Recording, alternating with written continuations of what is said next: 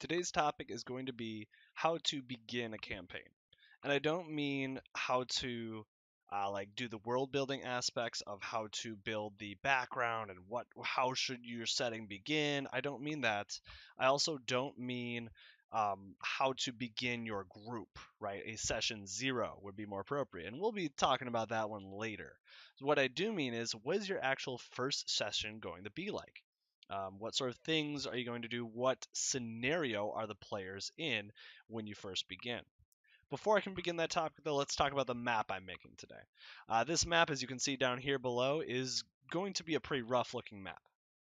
My players, the campaign is going great. They are on the journey from Satvia, the very border bottom town, kind of off in the wilderness almost, moving up to a farming town, the prime farming location in the whole southern Cran territory of the country Nosfari. I know it's kind of a lot, but I talk about every episode. We'll get to it. So they are traveling north. Currently, they're in a situation where they're in like a cave, and there's some bandits with magic wands and things. So it's getting a little bit interesting. They're finally sort of getting into the mode, and we had this great session.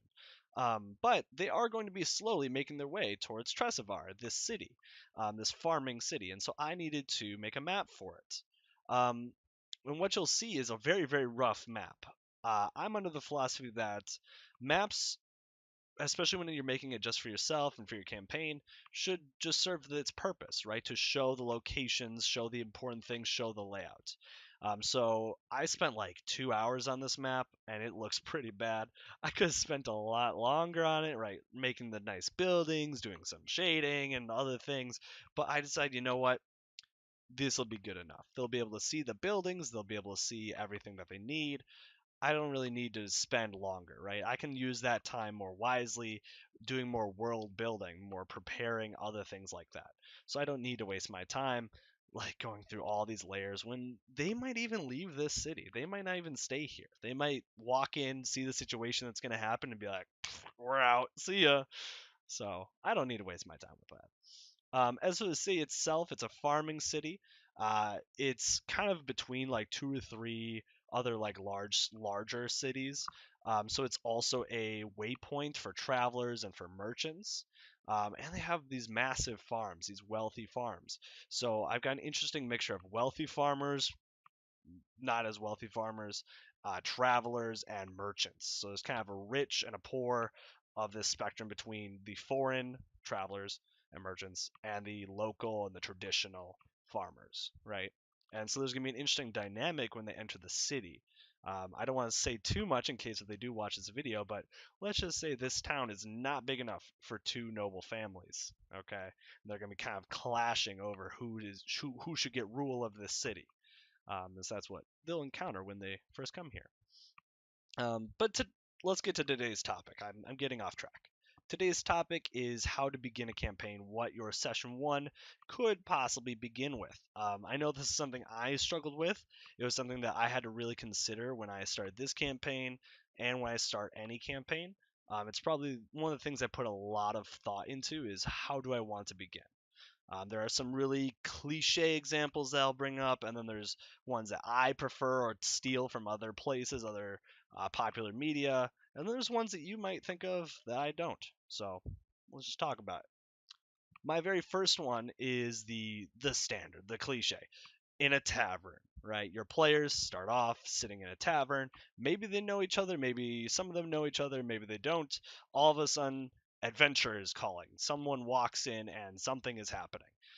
You could go like Critical Role, where there's an invitation to a carnival, a public event, and they all go, and then something happens at that event. Spoilers, it's like 2 episodes in the second campaign. It's not a spoiler, but you get the idea. Something happens and that calls them to action. Or maybe someone runs into the tavern and says, "Oh my gosh, the goblins have kidnapped my child." Right? Like, cuz that happens all the time. And so then it calls them to action, and then they go there. An important piece to remember though is you can't just have the inciting incident. You need to make sure that you have something else to draw them in afterwards. Cuz let's say goblins did kidnap this woman's child, right? You go there, you save the child, and then now what? That's it. We did our job. We get paid. We're done. Right? You need something to hook them in to bring them into the larger story. Okay. Um, which brings me to my next one is traveling in a cart. I stole this one straight up from Skyrim, but it's one of my favorites. Okay. Because usually what it means is that everybody is traveling in the same direction. It may not be for all the same reasons, but they're all traveling to a big city or an important location or something else, right? And they all have their own little reasons why they're being drawn that way. But either way they're together, and maybe they're really far from their destination still, so they have all these forced adventures because hey, we all are going the same way, we might as well help each other out. Or they're kind of close and they're just maybe one little milestone away. Maybe they get to this small little city and it's the last mile marker before the big city, and this little town has all of a sudden this conflict and they need to help, or they encounter something on the road and something happens, right? I love the traveling cart one. That's my favorite one to use usually. For this campaign, I used another sort of public setting because public settings usually are the best. And I'll explain why once I get done with this. For this one, I used a marketplace. All the players, I sort of role played with each of them at the start of the session, just a short little bit of like what they're doing this morning in the city. So one of them like bought purple ink. One of them got their friend out of jail from the bar fight from the night before. One of them just arrived in town and bought more crossbow bolts. Okay, right. So I just have all these little pieces of role play. It helps them kind of get into their characters instead of the okay, everybody, introduce your character. Like, hi, my name is Fred, and I'm a fighter. Kind of avoids that awkward moment. Kind of lets them get into their shoes before they try to walk in them. You know what I'm saying? Lets them actually tie the laces. That's bad. And so we did that, and then all of a sudden they're in this marketplace, and kind of like the tavern, there's a call to action. There were boulder crabs that were attacking the city, and so they had to go help fight. And then this like I said, they could have been done right then and there. We save the town. We're done. We don't have to talk to each other. Our characters have no reason to associate. But then I gave them one, right? So as they're fighting, an NPC, a tiefling barbarian named Shoutland, very Gustav type of guy. He helped them out and he offered them a drink. He said, "Hey, come have a drink with me." And so they all, of course, went. It would be rude to deny. And so they went and had a drink, and then they're all talking. And then one of their characters mentions, "Okay, well, I'm gonna go. I'm headed north. I gotta get on the road." And then they're like, "Oh, well, it's dangerous to travel alone. Hey, we're heading north too. Oh, look at that." And so they all kind of join together because all of them have goals, but all of their goals are in the rest of the country.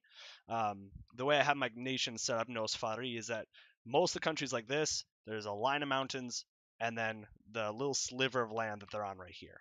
So they're kind of on like a almost like a tutorial area. It's not a tutorial because it's actually the most dangerous part, but it's kind of like they have to travel together, and then once they get through this tunnel, they'll be able to see the rest of the nation, and then they could split off, but they probably won't because by then they'll be bonded together, right? And so the key is to always think of what's a public place, because you need to somehow have a dwarven sorcerer, a halfling barbarian, and a tiefling fighter. You need all these weird people to be somehow drawn together. And not just drawn together, but bonded together. You need a reason for them to stay together, right? So public locations with a call to action is a pretty classic way to go. You could have them all know each other and go that route where they already know each other, they're already working a job, and they're on the road to it.